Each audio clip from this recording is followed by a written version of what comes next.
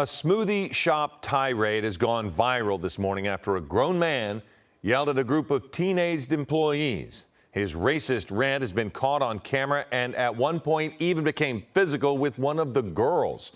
Here's ABC's Steve Osunsami with more. You have no room to yell at us. I want to speak to the person who made this drink. The man seen here at a Connecticut juice shop yelling about a problem with a smoothie order is apologizing this morning. Is that you? No, it wasn't. We don't know who made it, so. You don't know who made it? There's 4 of us here, so we honestly don't. You ignorant high school kids. In cell phone video that's quickly making its way around the world, 49-year-old James Ianazzo is seen throwing his shake at the teenage employees. I'm calling the police. He's telling them he wants a phone to speak to a manager, and then he says this. Immigrant loser. What? Out! You're going to jail! You're going to jail, you racist!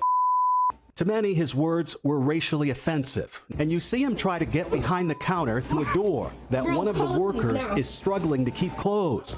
Again, these are teenagers, and one of them tells us she has only been working here less than a year. As a person who's had multiple customer service jobs, I've dealt with people like this, and I don't think we get paid enough to deal with it at all. It's never been this aggressive, never been threatened to get killed by any of them. And he did go to jail. This is the booking photo he took with tears in his eyes. He's charged with trespass, breach of peace, and intimidation based on bigotry or bias. He has not yet entered a plea. It was all too much for his employer, Merrill Lynch, where he worked as a financial advisor. They fired him Sunday.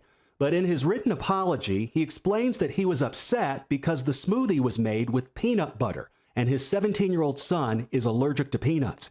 He writes that after he started to drink his smoothie, my son lost the capacity to breathe properly. His lips and face swelled up, and he required an EpiPen shot, but it did not offer him relief. I called 911. I was out of my mind with fear for him when I returned to the store, and I wish I had not done so. I also wish they had been more careful preparing my son's beverage. He writes that my actions were wrong, and I deeply regret them. Police in Fairfield, Connecticut confirmed that about 30 minutes after he bought the smoothie, paramedics were called, and he did have to rush his son to the hospital.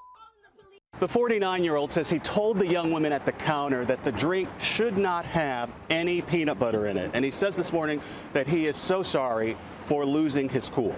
He appears in court February 7th.